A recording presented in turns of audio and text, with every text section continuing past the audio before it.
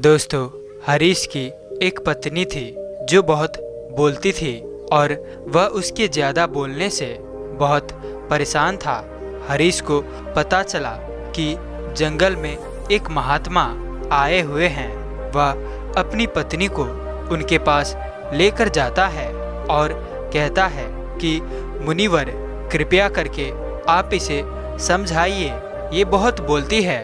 मना करने के बाद भी दिन भर इसका मुंह चलता ही रहता है। मैं इसे कितना समझाता हूँ कि कम बोला कर चुप रहना सीख, लेकिन नहीं, और हर बार इसकी वजह से लड़ाई होती है। महात्मा मुस्कुराए और बोले, तुम्हें इस बात को एक कहानी की मदद से समझाता हूँ। मेरा गुरु का एक शिष्य था जो बहुत बोलता था। वह हर समय इधर उधर की बातें करता था और कभी शांत नहीं रहता था। जब वह दान लेने के लिए जाता तो हर घर से एक नई कहानी लेकर आता और आश्रम के दूसरे शिष्य को सुनाता, और एक शिष्य की दूसरे शिष्य से बुराई करता, चुगली करता, दूसरे के सामने अच्छा बनने का प्रयास करता और खुद के मुंह से ही खुद की तारीफ करता रहता और हमेशा खुद को गुरु के सामने सबसे बुद्धिमान और उत्तम साबित करने का प्रयास करता। वह खुद को सभी शिष्यों से अलग और श्रेष्ठ मानता था कि मैं एक अमीर घर का बालक, अगर मैं चाहता तो एक आरामदायक और सुविधाओं से भरा जीवन जी सकता, लेकिन मैं वह सब छोड़कर यहाँ आ गया क्योंकि मुझे खोज करना, खुद को जानना है, जीवन को जानना है। एक दिन गुरु ने आश्रम के सभी शिष्यों को बुलाकर कहा, आप सभी को अगले 1 महीने के लिए कोई न कोई संकल्प लेना होगा।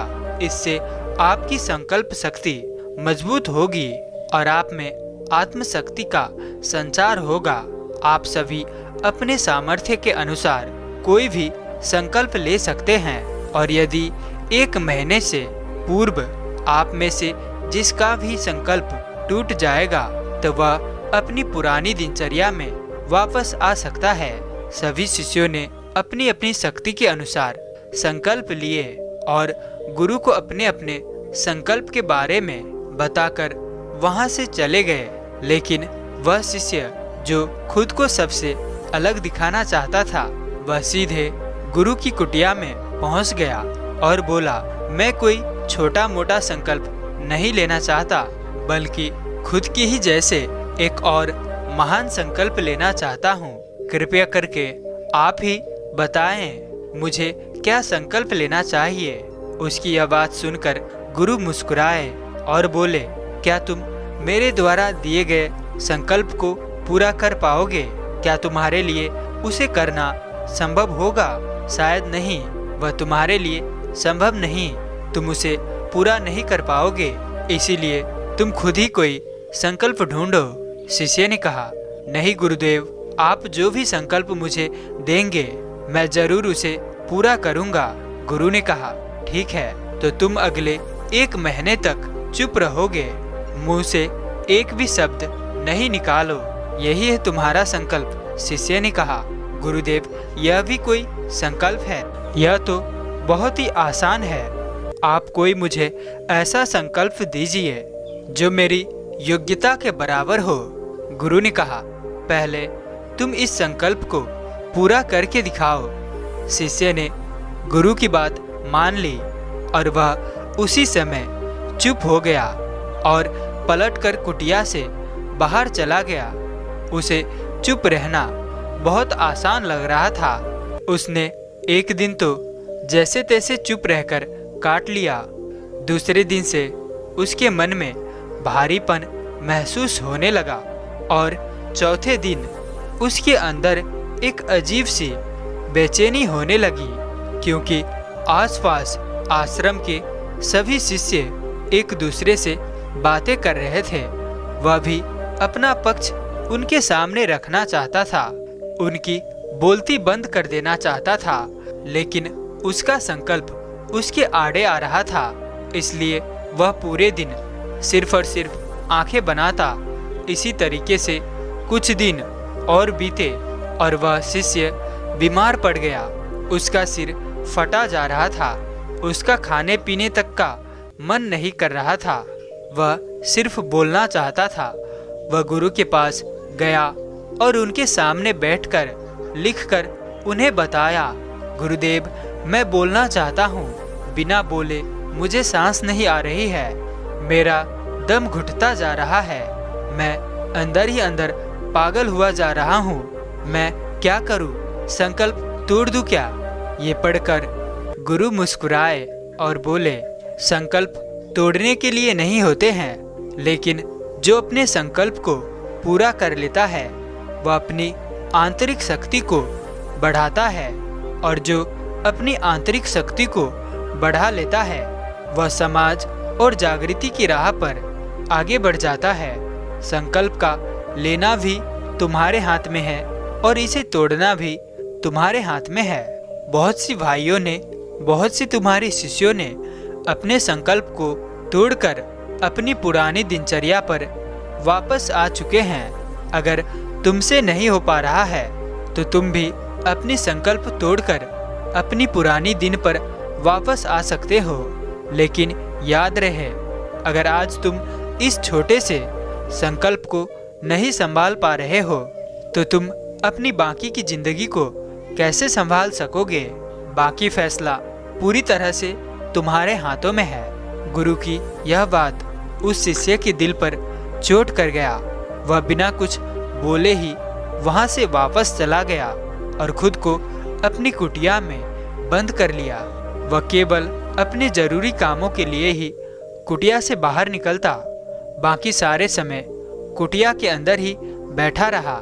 15 दिन बीत चुके थे और आश्रम के लगभग सभी शिष्यों का संकल्प अब टूट चुका था, लेकिन उसका संकल्प अभी भी जारी था। संकल्प लेने के बाद से अब तक उसने एक शब्द भी नहीं बोला। सारा आश्रम हैरान था कि इतना बोलने वाला इंसान चुप कैसे है। 15 दिन बीतने के बाद वह दोबारा अपने गुरु के पास गया और लिखकर बताया, हे गुरुदेव, मैं बाहर से तो चुप हूँ, लेकिन मेरे भीतर बहुत सी आवाज़ें हैं, बहुत सी चीख पुकार है और शिकायत है। मैं अंदर ही अंदर बात करता रहता हूँ। मेरा मन तरह तरह के प्रश्न पूछता है। मैं बाहर से जितना मौन, भीतर से उतना ही शोर शराबे से भरा। क्या इस तरह से मेरा संकल्प अभी भी है?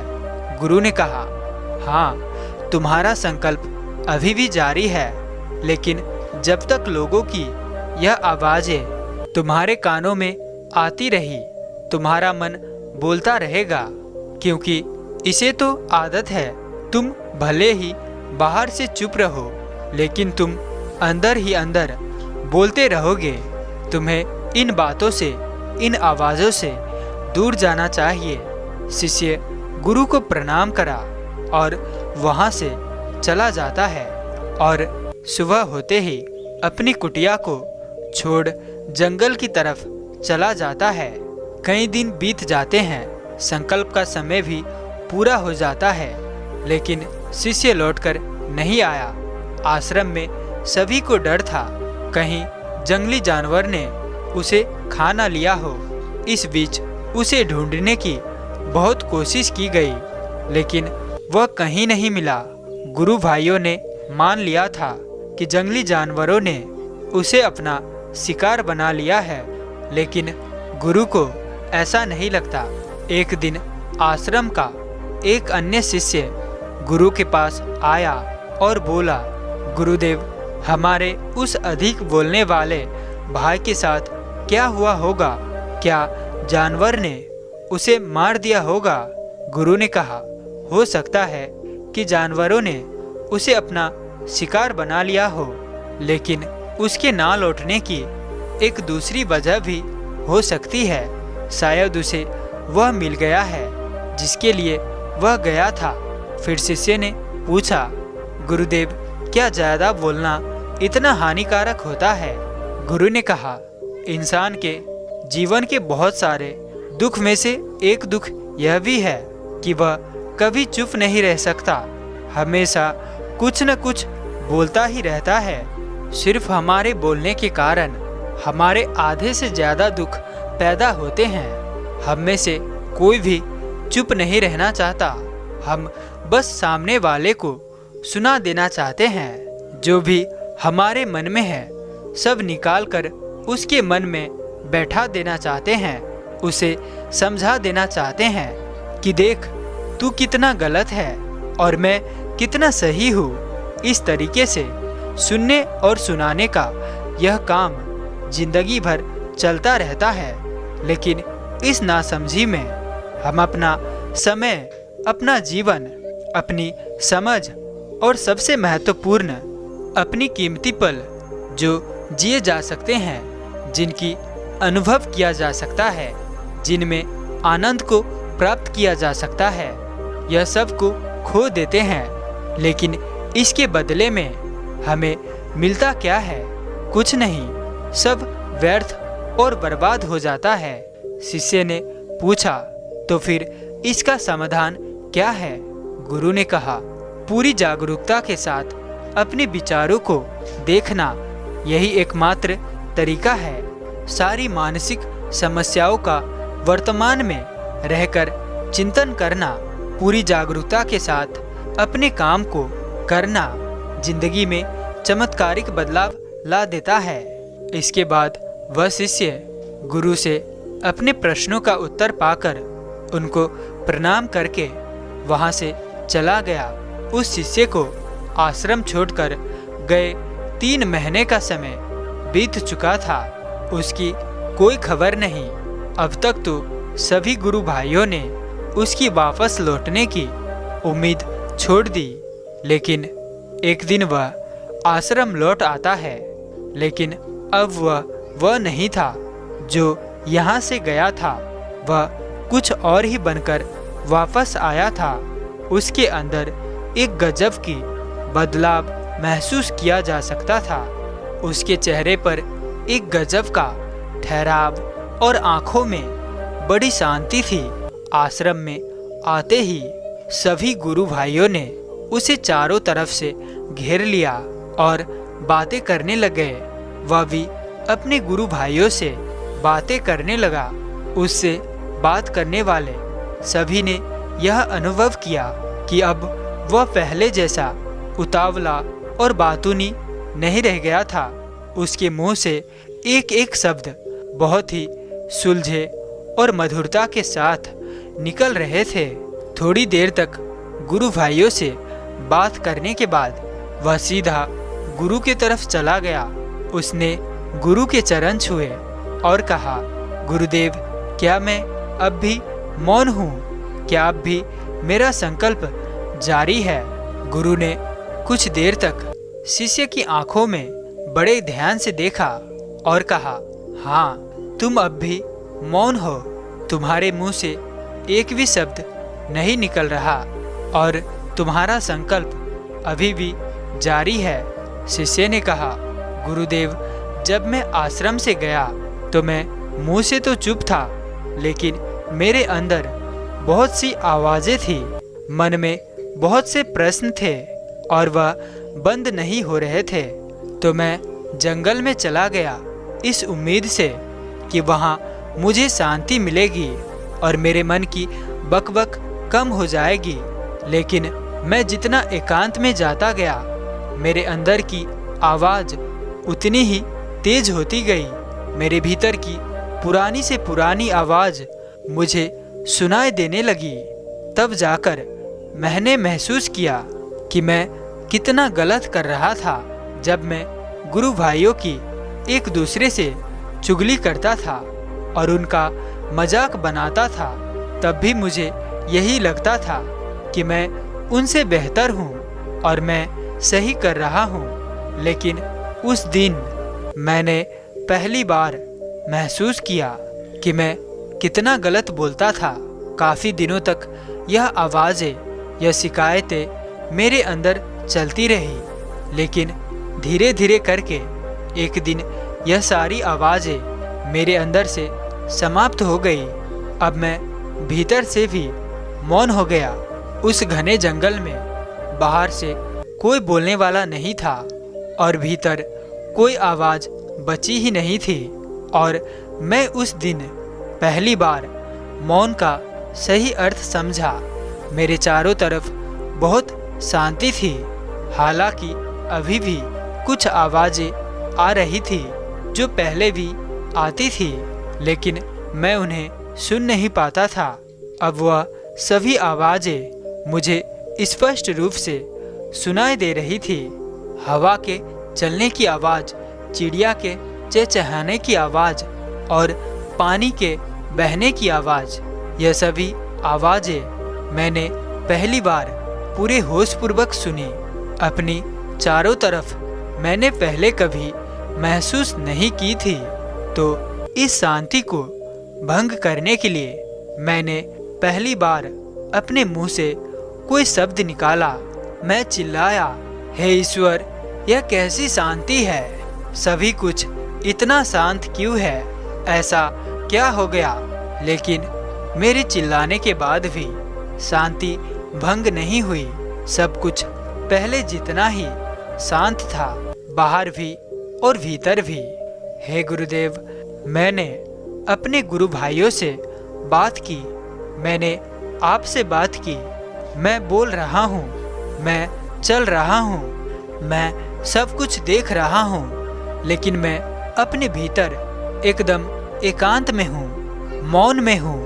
भीड़ में होता हूँ तब भी भीतर से अकेला एकांत में होता हूँ। जब मैं खुद में भी शोर करना चाहता हूँ तब भी एकांत में ही होता हूँ। अब सब दिखाई पड़ने लगा है, सब सुनाई पड़ने लगा है। गुरु ने कहा, जब तक हम बाहर की तरफ बोलते रहेंगे भीतर अशांति ही रहेगी, लेकिन जिस दिन हम भीतर की तरफ मुड़ जाएंगे तब हमारे मुंह से कुछ भी निकलेगा, हम शांत ही रहेंगे। दुनिया में जितनी भी बुराइयां हैं ज़्यादातर हमारे बोलने से ही उत्पन्न होती है, क्योंकि हम चुप नहीं रहना चाहते। हम जितनी ज़रूरत है उससे कहीं ज़्यादा बोलते हैं। हम सामने वाले को सुनना नहीं चाहते, बल्कि उसकी बोलती बंद कर देना चाहते हैं। उसे समझा देना चाहते हैं कि मैं कौन हूँ, मैं क्या कर सकता हूँ, और यही हमारी जिंदगी का मकसद बनकर रह जाता है। हमारी सारी ऊर्जा व्यर्थ की बोली में बर्बाद होती रहती है। ऐसे ही समाज में लोगों का जीवन दुख से भर जाता है, जो हमेशा एक दूसरे को सुनाने में लगे रहते हैं, कभी एक दूसरे को सुनना नहीं चाहते हैं, समझना नहीं चाहते हैं। चुप रहना तो उन्हें आती ही नहीं है, उन्हें कभी चुप रहने की कला सीखा ही नहीं, क्योंकि चुप रहना उन्हें छोटा महसूस करवाता है। दुनिया की सभी लड़ाइयाँ का कारण हमारा बोलना ही है, इसीलिए हमें सिर्फ उतना ही बोलना चाहिए जितना ज़रूरी हो, आवश्यक हो, क्योंकि व्यर्थ का बोलना ऊर्जा को नष्ट करता है, और यह बोलना ही हमें कभी अपने भीतर की ओर लौटने नहीं देता, क्योंकि यह हमें बाहर की ओर खींच कर रखता है। और बाहर है ही क्या इस संसार के अलावा, लेकिन अगर अपनी भीतर की संसार की ओर मुड़ना है तो इस मुंह को बंद ही रखना चाहिए। इसलिए जितने भी बुद्ध हुए, जितने भी आत्मज्ञानी हुए, वह सभी एकांत की ओर ही भागे, ताकि उन्हें ज़्यादा ना बोलना पड़े, ज़्यादा सुनना ना पड़े। वह एकांत में रहे और शांत रहे, इसीलिए आसानी से भीतर की यात्रा कर पाए। लेकिन अगर कोई चाहे तो इस संसार में रहकर भी एकांत में रह सकता है, शांत रह सकता है, लेकिन इसके लिए उन्हें अपनी ऊर्जा बचानी होगी, जिसे वह अब तक अपने व्यर्थ के शब्दों में बर्बाद करते रहे थे। दोस्तों, इस कहानी की सीख यही है कि व्यर्थ का बोलना ऊर्जा को नष्ट करना है। ज़्यादा और व्यर्थ बोलना ही हमें अपने भीतर की ओर लौटने नहीं देता, क्योंकि यह हमें बाहर की ओर झुकाए रखता है और जिन्हें भीतर की ओर यात्रा करनी है उन्हें अपनी मुंह को बंद ही रखना चाहिए। दोस्तों, मुझे उम्मीद है कि आपको यह कहानी पसंद आई होगी और काफ़ी कुछ सीखने को मिला होगा। आपको कहानी कैसा लगा आप कमेंट में ज़रूर हमें साझा करें और साथ ही चैनल पर नए हैं तो चैनल को सब्सक्राइब करें और वीडियो को लाइक करना भी ना भूलें।